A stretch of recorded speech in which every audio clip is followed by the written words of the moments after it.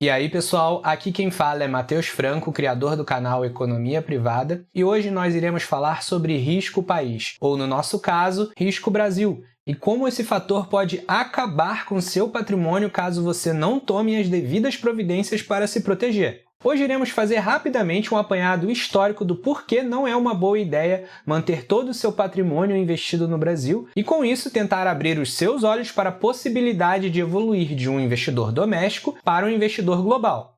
Desde que eu descobri a facilidade que hoje em dia nós temos para investir em ativos do mundo inteiro, é como se um novo mundo tivesse se aberto para mim. Então, sem brincadeira, talvez esse seja o vídeo mais importante que eu já pus aqui no canal.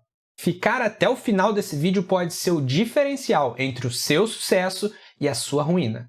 Bem, pessoal, eu, como sou da safra de 94, nasci praticamente junto do Plano Real. Mas caso você seja um pouquinho mais velho, talvez você tenha vivenciado uma, duas ou até mais trocas de moedas que ocorreram no nosso país há nem tanto tempo atrás. Acredite se quiser, mas ao total já foram 8 mudanças de padrão monetário aqui no Brasil. Primeiro havia os réis, que virou cruzeiro.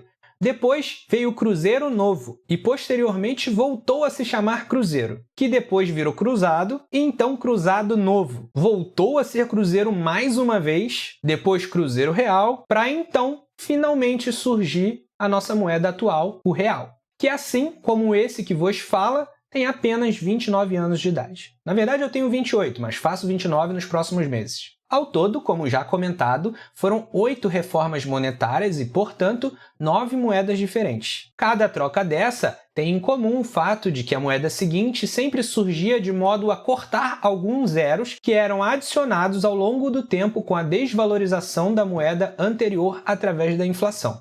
Bem, nos anos recentes, você deve se lembrar que o IPCA saltou para a casa de 2 dígitos, chegando a ultrapassar os 10%, o que já foi o suficiente para que o nosso Banco Central subisse a taxa básica de juros para o patamar atual de 13,75% ao ano, como medida para suprimir a subida inflacionária. Você consegue imaginar o que era viver na década de 80, também conhecida como a década perdida, quando o brasileiro observava o seu poder de compra se desvalorizar cerca de 2.000% ao ano numa moeda que claramente já havia falhado em cumprir o seu papel? Agora, se compararmos com o padrão ouro atual de economia, ou seja, Estados Unidos, o dólar existe desde 1792, quando foi criado através da chamada Lei da Moeda. É claro que de lá para cá o dólar também perdeu valor através da inflação, mas esse efeito é incomparável com o que ocorreu com todas as tentativas de moedas nacionais brasileiras ao longo do tempo. Tanto é que os americanos nunca precisaram inventar uma nova moeda. Isso é um reflexo de uma economia muito mais evoluída e muito mais madura. Bem, voltando a falar de Brasil, temos uma Constituição que é poucos anos mais antiga do que a nossa moeda, datada de 1988. E de lá para cá já ocorreram 4 das 8 mudanças monetárias que eu mencionei anteriormente. Tivemos 2 impeachments presidenciais, um deles motivado pelo confisco da poupança dos cidadãos. Tivemos também 2 presidentes presos. Pouca gente se lembra, mas além do nosso atual presidente, o ex-presidente Temer também foi encarcerado em 2019. Mas acho que você já deve estar percebendo onde é que eu quero chegar, Toda essa instabilidade política adiciona muitas camadas de risco à economia de um país que é considerado emergente e, portanto, já tem por si só uma economia mais fragilizada. Não é de se espantar que se o Brasil entrasse numa recessão por motivos unicamente internos, dificilmente essa recessão afetaria as maiores economias do mundo, como por exemplo os Estados Unidos ou os gigantes europeus. Agora, você se lembra da crise americana de 2008? O Brasil não tinha nada a ver com aquilo e a nossa bolsa derreteu em reflexo ao que estava ocorrendo lá na terra do tio Sam. Um ponto muito importante também de adicionar é que não somente os seus investimentos sofrem com o risco Brasil, mas basicamente todas as esferas da sua vida que existem dentro do cenário nacional. Sua residência, por exemplo, está dentro do mercado imobiliário brasileiro. Seu emprego, seu salário estão no Brasil. Sua saúde depende do sistema de saúde brasileiro, seja ele privado ou público. Então, se toda a sua vida já corre diariamente o risco Brasil, por que você iria querer que os seus investimentos também corressem? Concorda comigo que não faz o menor sentido? Se você concorda e acha isso importantíssimo, assim como eu acho, deixa sua curtida aqui nesse vídeo e já se inscreve no canal também. Bem, eu vejo muita gente na internet comentando sobre a importância de diversificar seus investimentos, dividindo seu patrimônio em porcentagens bem estabelecidas entre cada tipo disponível de ativo brasileiro, seja ele renda fixa, ações, fundos imobiliários, entre outros. Mas eu não vejo tantos educadores financeiros assim mencionando o fato de que o mercado financeiro brasileiro representa cerca apenas de 3% do mercado financeiro mundial. Do que adianta diversificar o seu patrimônio em diferentes ativos se 100% dos seus investimentos está dentro de apenas 3% da economia global? Concentrar todos os seus investimentos no Brasil é literalmente renunciar a 97% do mercado mundial. Podemos perceber que, segundo esse estudo de 2016, o brasileiro médio mantinha cerca de 95% dos seus investimentos dentro do país, aumentando exponencialmente o risco da sua carteira. Outro exemplo interessante nessa imagem é o investidor russo, que mantinha em média 98% dos seus investimentos na moeda nacional e que viu a sua bolsa ser fechada assim que estourou a guerra entre a Rússia e a Ucrânia. Outro importante ponto que eu vejo algumas pessoas comentando na internet é que o brasileiro consome tudo que precisa em real e não em dólar. Já adianto que isso é uma mentira. Hoje você acorda e pega o seu smartphone para checar as novidades em sites como Instagram, YouTube,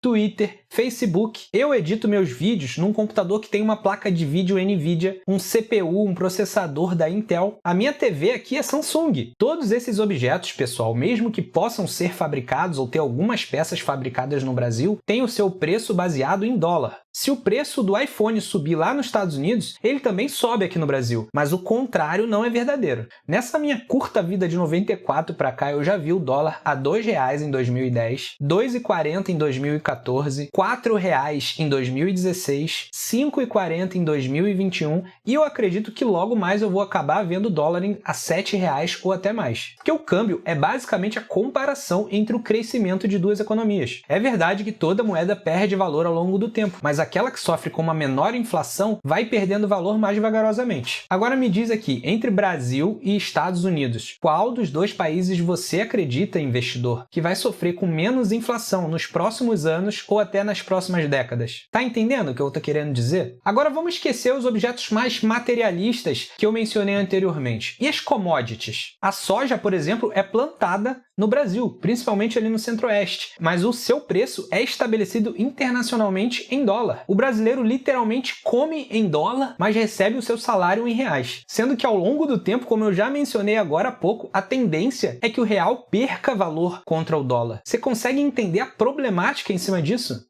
Hoje, pessoal, a gente vive numa sociedade globalizada. Há 10 anos atrás, era muito mais difícil investir em ativos globais. Haviam muitas barreiras. Mas hoje em dia, através do seu celular, através dos aplicativos dos bancos, você consegue fazer isso com alguns toques, com alguns cliques. Eu, pessoalmente, utilizo o Banco Inter para investir no mercado americano, porque lá eu consigo encontrar, pelo menos atualmente, o menor spread cambial do mercado. E ele tem sua plataforma totalmente em português. Então eu nem precisaria saber inglês nesse caso para poder estar investindo internacionalmente. E caso você não saiba, spread cambial basicamente é a taxa cobrada pelos bancos ou casas de câmbio para fazer essa troca de moedas. É ali onde as instituições financeiras vão lucrar, né? Eles colocam uma taxa em cima de cada troca. O Inter atualmente tem um spread baixinho ali de 0,99%. Bem, e caso você queira que eu mostre na prática como é esse processo de investir fora através do Banco Inter, deixa aqui nos comentários que se a galera estiver precisando, eu faço um vídeo no futuro sobre isso. Certo, pessoal, o que eu tentei fazer aqui hoje foi quebrar um pouco do seu home bias, ou em português, né, viés doméstico, que é a propensão do investidor de concentrar os seus investimentos dentro do próprio país, ignorando todos os benefícios de fazer uma diversificação mundial. Mas por a gente viver num país emergente, com uma economia considerada já meio frágil, né, a gente está todo dia correndo o risco da volatilidade do mercado financeiro brasileiro. E por isso é muito importante termos pelo menos uma reserva de emergência dentro do país, é claro, bem estruturada e bem investida. Aqui no canal eu já fiz um vídeo com um guia definitivo explicando todos os possíveis investimentos de alta liquidez que a gente pode usar para montar nossa reserva. Então eu vou colocar o card desse vídeo na tela final para você poder assistir em seguida, tá bem? Como sempre, muito obrigado por assistir o meu vídeo dessa quarta-feira e até a próxima semana.